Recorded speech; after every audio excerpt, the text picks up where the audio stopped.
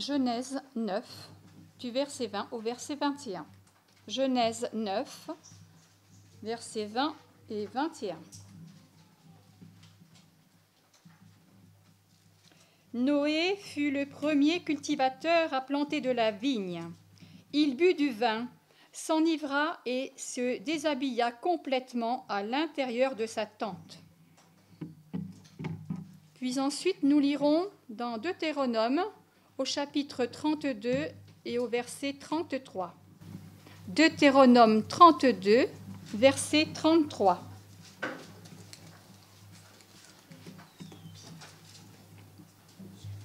Leur vin est comme du venin de serpent.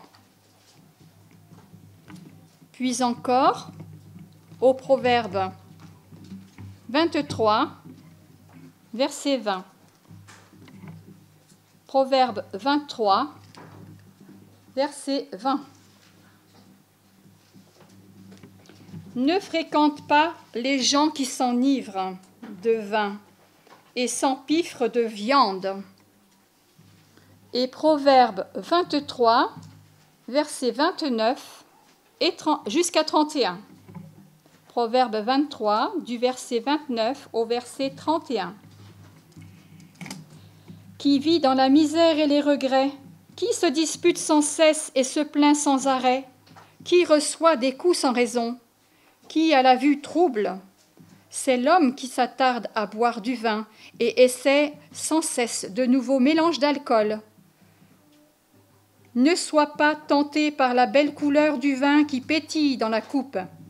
Il coulera agréablement dans ton gosier. Merci de votre écoute. Et maintenant, je vais laisser la place à notre frère Patrice.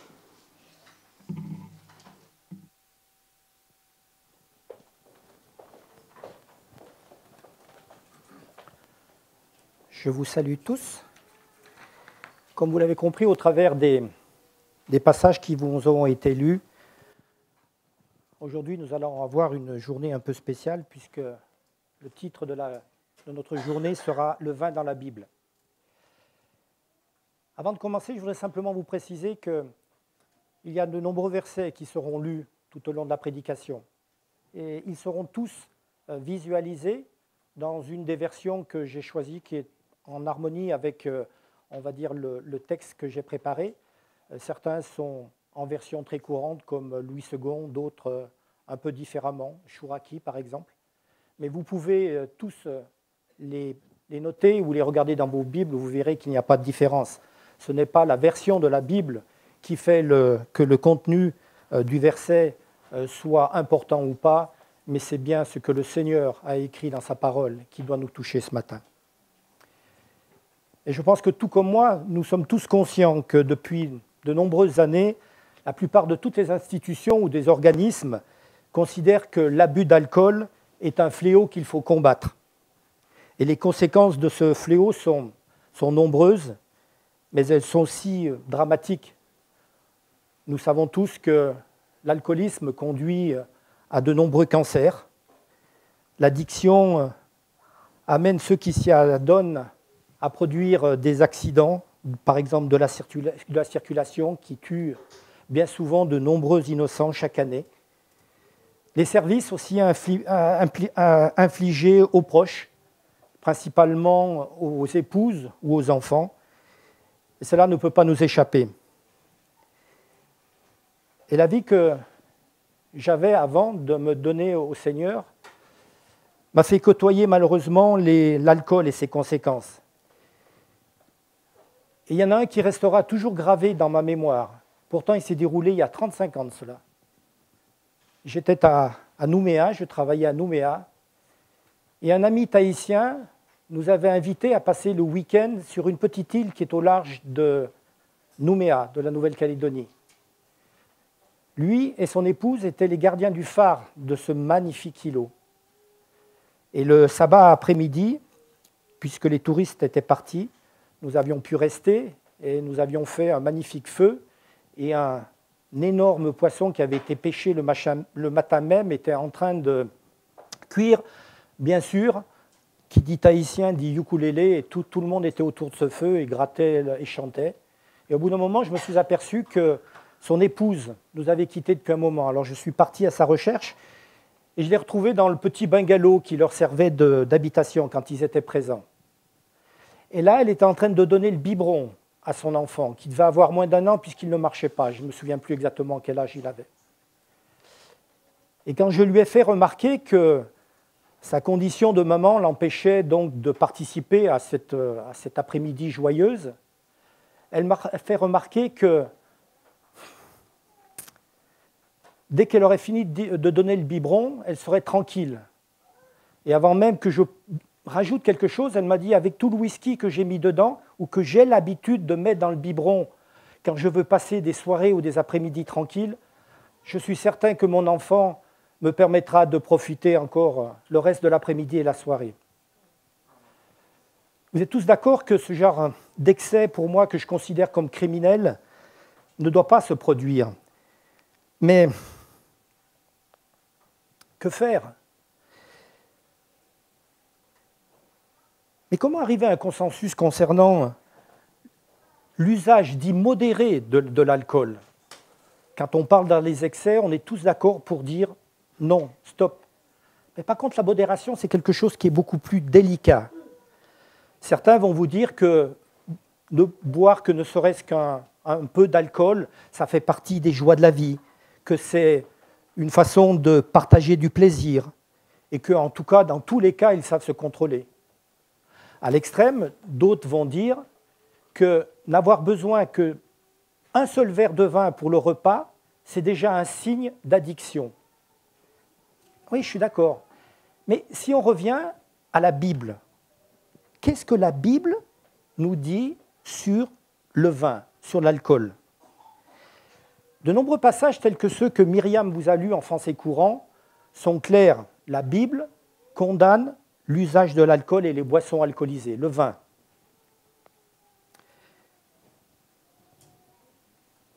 Je voudrais que nous lisions ensemble ce verset qui est dans Lévitique 9. Dans sa version seconde, il nous dit « Tu ne boiras ni vin ni boisson enivrante, toi et tes fils avec toi, lorsque vous entrerez dans la tente d'assignation, de peur que vous ne mouriez.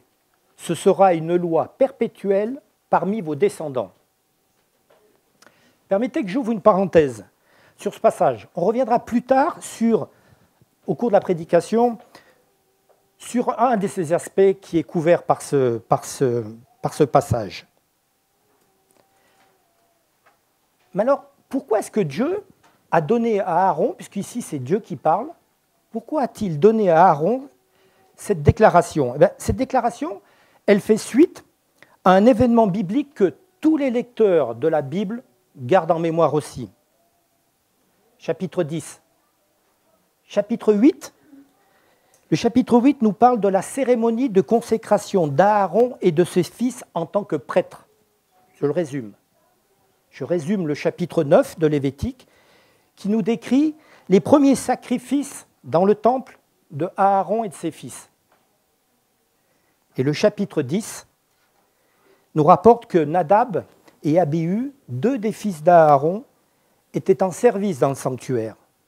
À l'heure de l'adoration, alors qu'ils s'étaient enivrés, ils prirent des ascensoirs, ils y brûlèrent du feu, de l'encens, et bien qu'ils occupaient les plus hautes fonctions en charge de la nation, c'est ce que la Bible nous dit, après Aaron et Moïse, ils transgressèrent l'ordre de Dieu. Ils le transgressèrent en y introduisant dans le temple un feu étranger, c'est-à-dire qu'ils ont brûlé l'encens avec un feu étranger, au lieu, comme Dieu l'avait demandé, que ce soit un feu sacré. Et pour les punir, ils sortent de devant Dieu un feu qui les consume immédiatement. Pourquoi ? C'est terrible. Tout simplement parce que leur perception morale, elles avaient été engourdies par le vin et qu'ils n'étaient plus capables de discerner ce qui était profane de ce qui était sacré. Ils le savaient pourtant avant de pénétrer dans le temple où se manifestait cette présence divine. Ils savaient qu'ils devaient se préparer d'une façon particulière, mais sévère, très précise. Mais leur intempérance leur avait fait obscurcir leur esprit. ici, c'est clair. Mais il y a d'autres passages dans la Bible qui sont plus ambigus. Certains même semblent dire que le vin est une bénédiction de Dieu. Genèse 27, verset 28, toujours dans la version seconde. Que Dieu te donne de la rosée du ciel et de la graisse de la terre, du blé et du vin en abondance.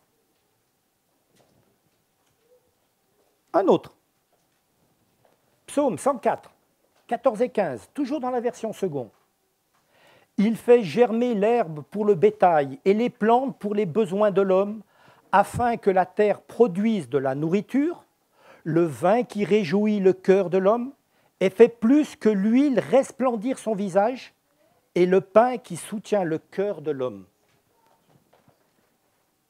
En effet, ces passages laisseraient à penser que le vin est quelque chose qui est agréable au Seigneur.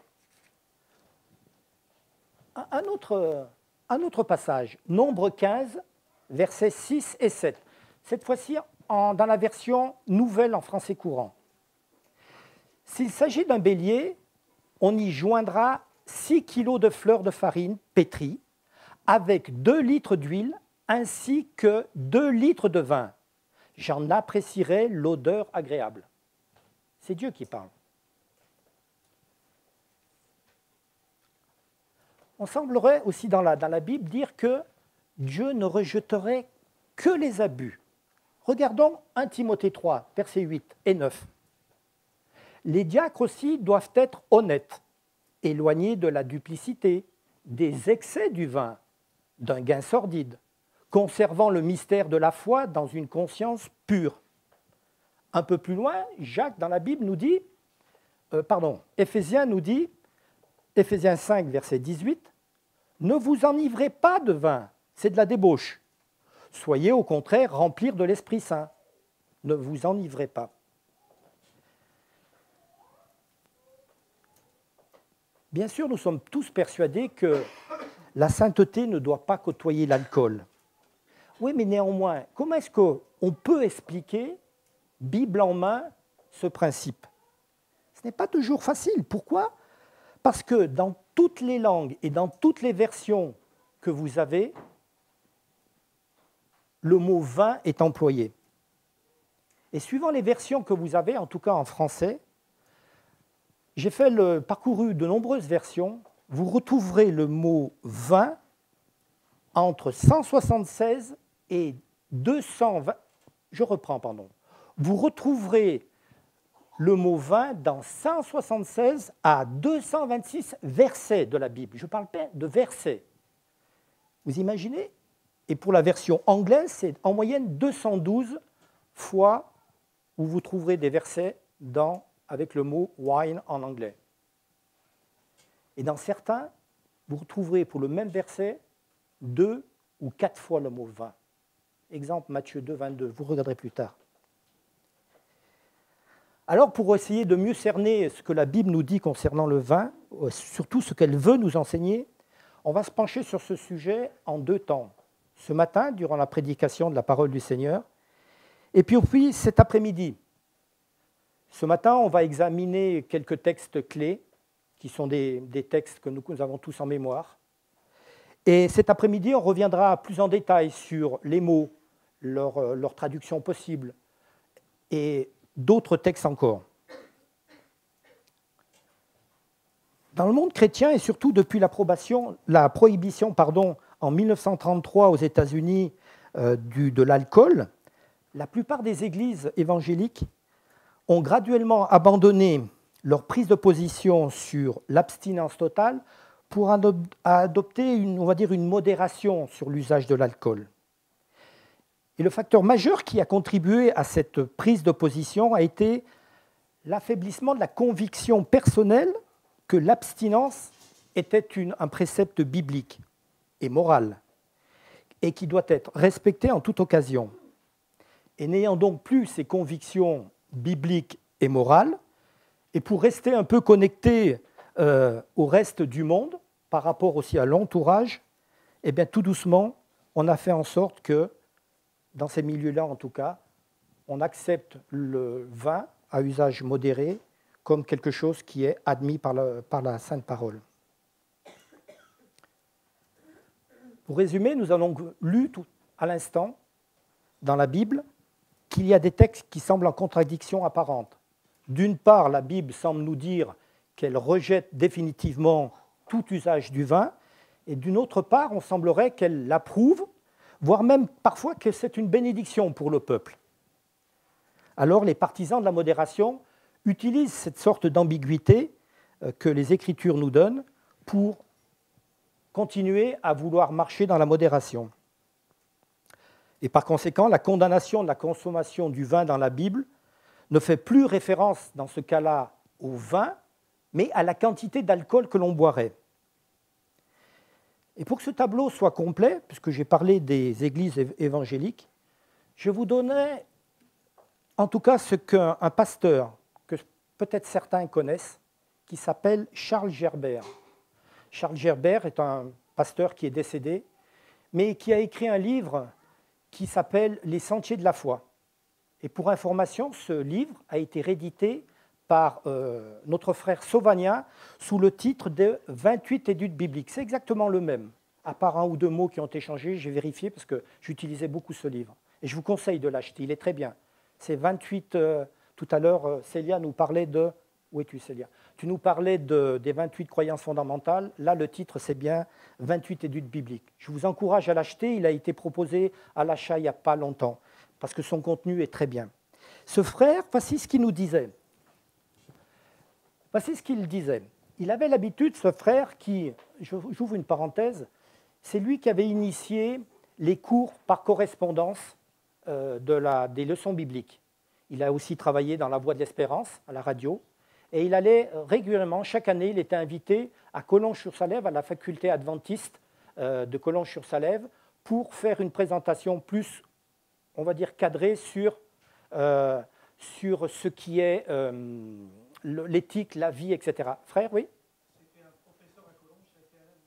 Voilà. Donc, il avait l'habitude, quand il s'adressait à ses élèves et quand il touchait ce domaine, voici ce qu'il disait. L'homme ne meurt pas. Il se tue.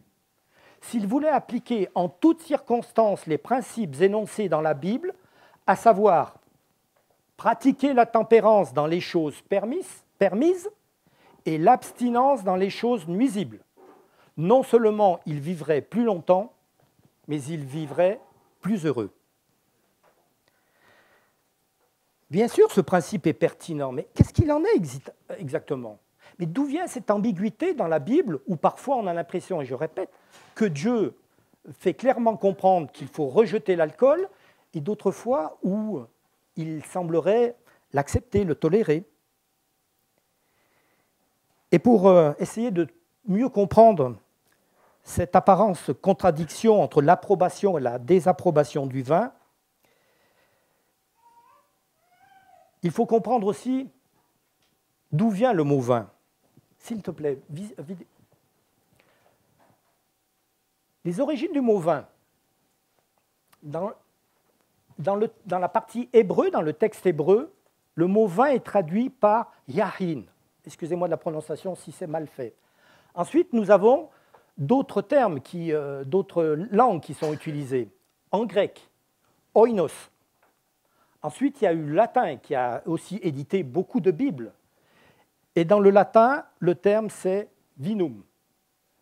Et quand on regarde ces trois principaux mots des langues différentes, ils sont toujours traduits par le mot vin, entre guillemets, fermenté en français.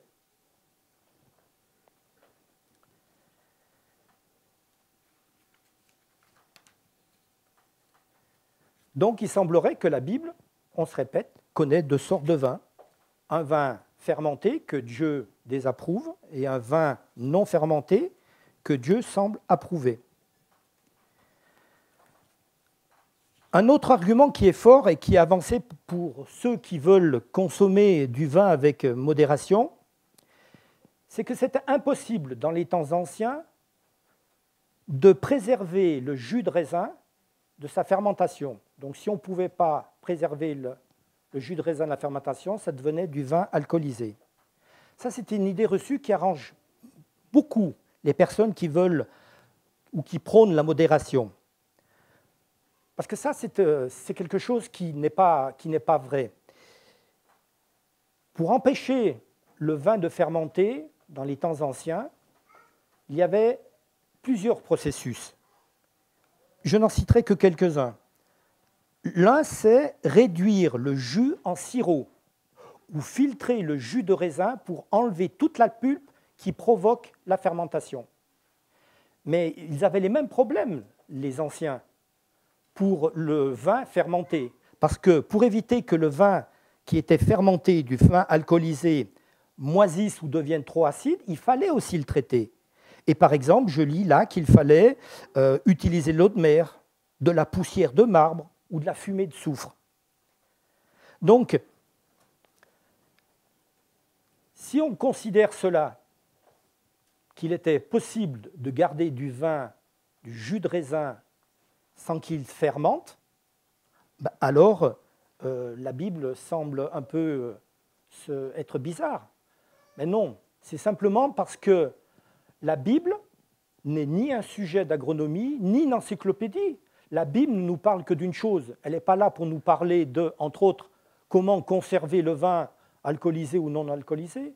La Bible nous parle de l'histoire du peuple de Dieu, mais surtout de l'histoire et le plan du salut que Dieu a mis en œuvre. Maintenant, on laisse un peu de côté tous les aspects qui concernent, on va dire, je ne veux pas parler de théorie, mais les mots suivant les textes, suivant les langues qui ont été utilisées, suivant les époques. Maintenant, je voudrais qu'on vienne à un des textes bibliques. Un texte que nous connaissons tous. C'est le premier miracle qu'a fait Jésus, les noces de Cana. Et concernant ce texte-là, et étant donné surtout l'importance fondamentale des exemples et des préceptes du Christ sur le monde chrétien, voire même sur le monde en général, nous allons examiner ce passage que l'apôtre Jean nous rapporte dans son évangile au chapitre 2. On résume. Après avoir quitté Nazareth, Jésus est retourné en Galilée. Là, un mariage devait avoir lieu dans une petite ville qui s'appelle Cana, qui se situe près de Nazareth. Et on sait que Jésus, qui a été informé de cette réunion de famille, se rendit auprès des fiancés. Et comme il était parent, ses fiancés étaient parents de Marie et de Joseph, Jésus a été invité avec ses disciples. Ça, c'est Ellen White qui nous le rapporte. Ellen White, je vous le rappelle, c'est la cofondatrice de l'Église adventiste, qui nous le dit dans son livre « Jésus-Christ ». Jean nous rapporte qu'au cours de la fête, le vin a commencé à manquer. La mère de Jésus lui fait remarquer qu'il y a un problème, et après un échange avec sa mère, il décide d'agir. Il fait remplir 6 vases qui étaient là, qui étaient en pierre, qui étaient destinés aux ablutions, à la purification. Ces 6 vases contenaient chacun à peu près 100 litres. 100 litres. 6 vases, 600 litres. Voyons maintenant ce que nous rapporte l'évangile de Jean au chapitre 2, versets 8 et 10. C'est Jésus qui s'adresse aux serviteurs qui étaient là et qui leur dit « Puisez maintenant, leur dit-il, et apportez-en à l'ordonnateur du repas. » Et ils emportèrent. Quand l'ordonnateur du repas eut goûté l'eau changée en vin, ne sachant d'où venait ce vin, tandis que les serviteurs qui avaient puisé l'eau le savaient bien, il appela l'époux et lui dit « Tout homme sert d'abord le bon vin, puis le moins bon après qu'on s'est enivré. Toi, tu as gardé le bon vin jusqu'à présent. » Et ce texte est intéressant, bien sûr, pour plusieurs raisons. Tout d'abord parce que les chrétiens, on va dire bien intentionnés, croient que le terme « bon vin » que Christ créa, ici qui est souligné, était bon parce qu'il avait un taux d'alcool élevé. Alors, si c'était bon pour Jésus, c'est bon pour moi et c'est bon pour vous. Et cette croyance, elle est basée sur, on va dire, 4 suppositions majeures. La première supposition nous dit que le mot grec « oinos » implique uniquement du jus de raisin fermenté, c'est-à-dire le mot vin, et que les Juifs ne savaient pas empêcher sa fermentation, et surtout, comme les noces ont eu lieu juste avant Pâques, c'est-à-dire à peu près 6 mois après la récolte, ça laissait beaucoup de temps à ce jus de raisin d'avoir fermenté. Cette première supposition, elle est discréditée par les nombreux témoignages qu'on retrouve dans les textes anciens, qui nous dit bien que, ce qu'on a mentionné tout à l'heure, il y a 2000 ans, ils savaient très bien conserver du jus de raisin sans qu'il fermente.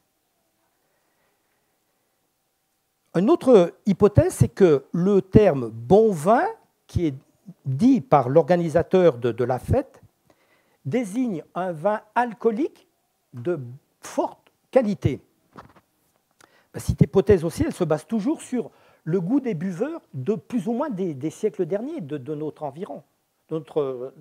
environnement. Pourquoi? Parce que, en général, quand on dit bon vin, en tout cas en français, on parle d'un bon vin qui est équilibré en bouche. Alors, je vous passerai sur les 3 ou 4 facteurs qui font qu'un vin est équilibré en bouche, mais surtout parce qu'il a une certaine force alcoolique.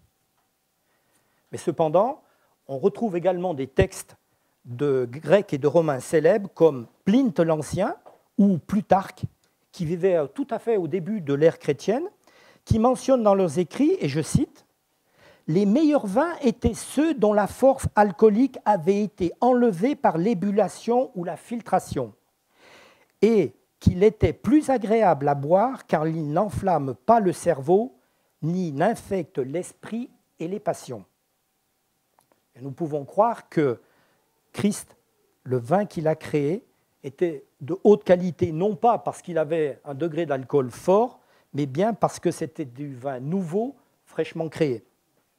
Troisième hypothèse, oinos, vin, le terme grec, fait référence à la fois au vin qui a déjà été bu et au vin que Jésus a créé. Alors, ils doivent être tous les deux alcoolisés. Donc nous avons vu un peu plus tôt que quand Christ a fabriqué ce vin qui est appelé oinos, cela ne donne aucune destination sur le vin, origine du vin. Était-il alcoolisé ou non alcoolisé? Ça, personne ne peut nous le dire. Et enfin, la quatrième hypothèse qui est dite, c'est que l'expression « bu copieusement », plus tard s'il te plaît, qui est « s'est enivré »,« bu copieusement », suivant les versions que vous utilisez, vous allez voir, vous trouvez différents mots. Je répète, bu copieusement, bien bu pour la Darby, beaucoup bu dans la version Osterwald ou en français courant, enivré pour les versions de second ou le Summer. Mais le fait important, c'est que ce terme bu copieusement, qui est traduit du mot grec qui signifie, je l'ai perdu, peu importe, je vous trouverai le mot tout à l'heure. Le mot grec qui est utilisé, bien sûr, veut dire tout ce que l'on a vu, enivré, bu copieusement, etc. Mais aussi, ça veut dire, d'une façon très générale, boire librement. Et boire librement ne veut pas forcément dire que vous avez bu beaucoup de vin et que vous êtes enivré. Ici, le maître du banquet, dans ce qu'il rapporte, il fait une remarque sur la façon dont ont été réparties toutes les boissons qui étaient en stock et qui étaient destinées à la fête. Et il ne parle pas du tout de l'état du vin, ni de l'état des personnes qui étaient là. C'est vrai que c'est traduit par enivré, mais on peut très bien remplacer cette phrase ou cette portion de phrase par les invités qui ont bu copieusement, qui ont bu librement du jus de raisin. Ça, c'est encore tout l'aspect, on va dire, général. Mais pour être vraiment complet sur l'interprétation de ce miracle à la fête, aux noces de Cana, il faut se poser la question, interpréter pourquoi Jésus a-t-il fait ce miracle. Nous devons regarder pourquoi il a fait ce miracle et quelles étaient les conséquences. L'objectif déclaré de ce miracle était qu'il manifeste sa gloire et que ses disciples puissent croire en lui. Regardez le verset 11 en bas, Jean 2, verset 11. « Tel fut à Cana, en Galilée, le premier des miracles que fit Jésus. Il manifesta sa gloire et ses disciples crurent en lui. On le sait tous, la gloire de Dieu s'est révélée dans son acte de création. Et de même, la puissance et la divinité éternelle de Christ se sont aussi manifestées ce jour-là au travers de ce premier miracle, qui est un acte de création, puisqu'il changea l'eau en vin. Et je suis persuadé que le vin de ce miracle devait être identique au jus de raisin dont les grappes, c'est ce que nous dit, ont été créées par le Seigneur. Le Seigneur n'a jamais créé de vin alcoolisé. Il a créé des grappes de raisin et il a créé du jus de raisin quand on presse les grappes. Et c'est ce jus de grappe dont l'Écriture nous dit dans Ésaïe 65 au verset 8, « Ne la détruis pas, car elle est une bénédiction. » Et il n'y a aucun indice, frères et sœurs, que le vin que Jésus a créé était enivrant. Pour moi, c'était du vin frais, une boisson saine et rafraîchissante. Le vin nouveau n'est enivrant que quelques jours après, quand le processus de la fermentation commence. Rien n'indique que le Seigneur a produit de l'alcool. Alcool, qui est un produit de décomposition et de mort. Il a produit un vin qui était vivant, non contaminé par la fermentation. Et je suis aussi satisfait du peu de ressemblance qu'il y a entre le vin fait par Christ, par les noces, pour ses noces, et la boisson qui est décrite dans les Proverbes 23, dont on vous a lu tout à l'heure un passage, qui est décrit comme mordant comme un serpent et piquant comme un reptile venimeux. Je le vois plutôt comme ce fruit céleste de la vigne que Jésus boira avec les siens, avec nous, dans son royaume, lorsque nous serons avec lui. Plus encore, les miracles de Christ, ils étaient toujours destinés à des fins bienveillantes. Luc nous dit, Christ n'est pas venu pour détruire la vie des hommes, mais pour la sauver. Le Christ était conscient de sa puissante influence et qu'elle servirait d'exemple. Et surtout, sur cette influence qu'elle aurait sur les personnes présentes, vivant à son époque, mais sur toutes les générations, y compris les nôtres. Si avec toutes ces connaissances, Jésus avait créé un vin qui était enivrant, il aurait manifesté une gloire, permettez-moi, diabolique plutôt que divin ou divine. Ses disciples auraient difficilement pu croire en lui s'ils avaient vraiment, Christ avait fait un miracle qui a encouragé à l'ivresse. Il y a d'autres passages qui sont intéressants qu'on pourrait examiner. C'est aussi l'esprit du Christ qui donna cet avertissement aux Israélites en disant, dans Proverbe 20, « Le vin est moqueur, les boissons fortes sont tumultueuses, quiconque en fait excès n'est pas sage. » C'est Satan qui entraîne les hommes vers des plaisirs qui obscurcissent la raison et le sens moral. Mais Christ, lui, il nous enseigne à nous maîtriser et surtout à lui ressembler. Christ ne place jamais devant les hommes ce qui pourrait être l'objet d'une tentation. C'est aussi l'esprit du Christ qui fait prescrire à Jean-Baptiste qu'il ne devait boire ni vin ni boisson enivrante. C'est ce que nous rapporte Luc.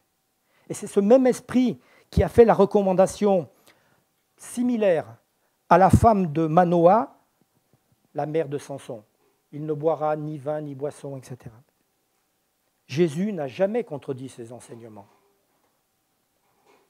Et puis il y a un autre symbole fort qu'on ne peut pas aujourd'hui ne pas traiter. Vous l'avez sans doute en mémoire, ce qu'on appelle la Sainte Seine. C'est un symbole qui est puissant parce que Jésus vécut ce moment avec ses disciples. Et c'est rapporté dans différents passages, Matthieu 26, Luc 22 ou 1 Corinthiens 11, qu'on utilise souvent lorsque l'on vit cette Sainte Seine ensemble. Jésus a utilisé du jus de raisin non fermenté à la Sainte Seine parce qu'il comprenait, il observait les lois mosaïques qui exigeaient l'absence de tout article fermenté pendant la semaine de Pâques, pendant la semaine des pains sans levain. Et Exode 12 fait plusieurs fois référence à cette exigence de Dieu. Regardez-moi avec moi ce passage qui cette fois est de Chouraki. La Bible en version Chouraki est difficile à lire, mais elle est intéressante parce que c'est un parce que c'est traduit par quelqu'un qui est d'origine juive. Voici comment il traduit Exode 12, versets 19 et 20. « 7 jours, le levain ne se trouvera pas dans vos maisons. Oui, tout mangeur de fermenté, cet être, de fermenté, pardon, je reprends. Tout mangeur de fermenté, cet être sera retranché de la communauté d'Israël. Tout ferment, vous n'en mangerez pas. Dans tous vos habitats, vous mangerez des azim, c'est-à-dire du pain sans levain. » Et là, c'est intéressant ce passage parce qu'il emploie le mot fermenté.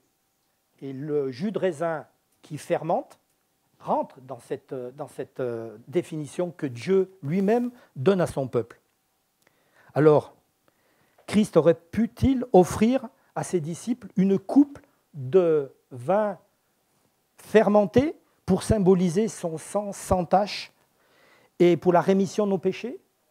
Le sang du Rédempteur et purificateur du Christ aurait-il pu être représenté par une coupe qui enivre pour être décrite dans les Écritures comme une dépravation humaine et l'indignation divine? Je ne peux pas croire, en tout cas, que le Christ a béni lors d'une prière reconnaissante une coupe qui contenait du vin alcoolisé et qu'une fois encore, l'Écriture dans Proverbes nous décrit de ne pas regarder. L'apôtre Paul aussi avertit les Corinthiens dans sa première lettre au chapitre 10 qu'une coupe qui enivre, c'est une coupe de malédiction et non la coupe de bénédiction. C'est la coupe des démons et non la coupe du Seigneur. Pour symboliser la pureté de son sang et de sa vie versée pour la rémission de nos péchés, Jésus a pris une coupe et au-dessus il a déclaré « Ceci est mon sang ». Le contenu de la coupe aurait difficilement pu être du vin fermenté car ce dernier ne peut pas symboliser correctement le sang incorruptible et précieux du Christ. Et après avoir béni la coupe, Jésus l'a donnée à ses disciples en disant « Buvez-en tous ». L'invitation du Christ à boire la coupe commémorative de son sang était tendue à tous sans exception. Puisque le Christ commande à tous ses disciples, nous compris, de boire de la coupe, il n'y a aucune raison pour que quiconque refuse cette coupe parce qu'elle contient du vin, parce qu'elle est du vin fermenté. Au contraire, cette coupe contient du jus de raisin qui est nutritif et qui est frais. Par contre, si le contenu de la coupe était aussi du vin alcoolisé, tout le chrétien ne devrait pas en boire et devrait s'éloigner de cette coupe. Puis il y a des personnes pour qui l'alcool est très nocif, des personnes pour qui même ne serait-ce que l'odeur ou une petite gorgée de vin peut les amener à faire des choses ou à penser des choses qui ne sont pas en conformité avec la Bible. Et puis pire encore, dans nos églises, il y a des adolescents qui ont compris la signification de la Sainte Seine et qui participent à la Sainte Seine. Croyez-vous qu'on peut leur faire boire du vin alcoolisé? Non. Christ nous a appris et a prié en disant « Ne nous induis pas à la tentation, mais délivre-nous du malin ». Est-ce qu'il aurait pu faire de la table de la Sainte Seine un lieu de tentation pour certains et de danger en tout cas pour tout le monde? Comment celui que l'apôtre Paul a inspiré l'apôtre Paul lorsqu'il écrivit sa première lettre aux Corinthiens, aurait-il pu laisser écrire ces deux phrases que nous allons lire, ces deux phrases clés pour les chrétiens? 1 Corinthiens 3, 16 et 17. L'apôtre Paul nous dit « Ne savez-vous pas que vous êtes le temple de Dieu et que l'Esprit de Dieu habite en vous? Si quelqu'un détruit le temple de Dieu, Dieu le détruira. Car le temple de Dieu est saint et c'est ce que vous êtes. » 1 Corinthiens 6. Vous avez été rachetés à un grand prix, glorifiez donc Dieu dans votre corps et dans votre esprit qui appartiennent à Dieu. Nous avons rapidement mais longuement examiné plusieurs passages des histoires qui nous sont rapportés ou des événements qui nous sont rapportés dans la parole de Dieu qui concernent le vin. Et je pense que le Sauveur n'a jamais utilisé ou recommandé l'utilisation du vin alcoolisé jusqu'au temps de la fin. Nous avons constaté que les affirmations qui reposaient sur les hypothèses non fondées, que par rapport au contexte, par rapport au texte, par rapport à l'histoire, par rapport à ce qui se faisait, qu'on pouvait utiliser du vin de façon modérée. Le bon vin que Jésus a fait à Cana, était bon non pas à cause de sa teneur élevée en alcool, mais parce qu'il était du jus de raisin frais et non fermenté. Nous pouvons étendre cette conclusion au vin nouveau que Jésus a recommandé au travers de la parabole des nouvelles outres, qui n'est qu'un mou non fermenté, bouilli ou filtré, peu importe, car même des outres neuves ne pourraient contenir un vin qui est en train de fermenter. Elles n'auraient pas résisté à la pression des gaz. Et la description que Christ fait de lui-même comme mangeant et buvant, que l'on retrouve dans, par exemple, Luc 7 ou Matthieu 11, n'implique pas qu'il buvait de l'alcool avec les personnes, mais au contraire qu'il s'était assis librement avec des gens et acceptant de s'asseoir avec eux à leur table. Le fruit de la vigne que le Christ a ordonné d'utiliser comme mémorial de son sang rédempteur ne peut pas être du vin fermenté, qui dans les Écritures représente la dépravation humaine, la corruption et surtout l'indignation divine. Mais c'est du jus de raisin pur et non fermenté, et c'est un emblème qui est tout à fait approprié au sang non contaminé du Christ qui a été versé pour la rémission de mes péchés et de nos ou de vos péchés. Et l'affirmation que le Christ a utilisé ou a encouragé l'usage de l'alcool sous toutes ses formes n'est pas fondée. Et c'est pourquoi Pierre, le frère de Jésus, a déclaré à ses disciples, et nous allons le lire ensemble, « Vous, au contraire, vous êtes une race élue, un sacerdoce royal, une nation sainte, un peuple acquis, afin que vous annonciez les vertus de celui qui vous a appelé des ténèbres à son admirable lumière. » Mes bien chers amis, ici il est fait mention d'un sacerdoce royal. Un sacerdoce, ça désigne ceux qui ont le privilège d'assurer les fonctions de prêtre. Alors en tant que chrétien engagé, pour reprendre une expression qui est connue, soyons aussi des prêtres responsables, parce que nous avons un mandat royal, celui d'annoncer, dommage il est parti, les vertus de Christ. Nous sommes les prêtres de notre propre corps, parce que notre corps est le temple du Saint-Esprit.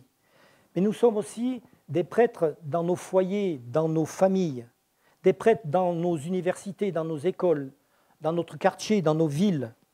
Et ce sacerdoce royal dont nous parle Pierre et dont nous sommes responsables, implique, pour reprendre cette expression engagement responsable, que nous sommes en fin de compte les vitrines de ceux qui nous regardent vivre, voire qui nous épient.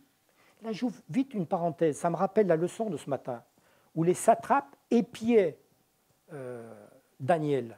Et bien là aussi, sachez que nous sommes ces vitrines. Alors donnons un exemple qui soit celui de Christ et non pas un exemple des personnes qui se dévient de la parole du Seigneur.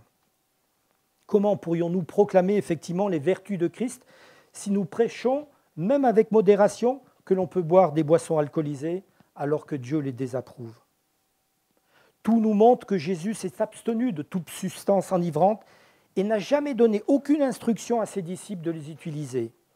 C'est pourquoi saignez les reins de votre entendement, soyez sobres et ayez une entière espérance dans la grâce qui vous sera apportée lorsque Jésus-Christ reviendra. Comme des enfants obéissants, ne vous conformez pas aux convoitises que vous aviez autrefois, quand vous étiez dans l'ignorance. Mais puisque celui qui vous a appelé est saint, vous aussi, soyez saints dans toute votre conduite, selon qu'il est écrit, vous serez saints, car je suis saint. Amen.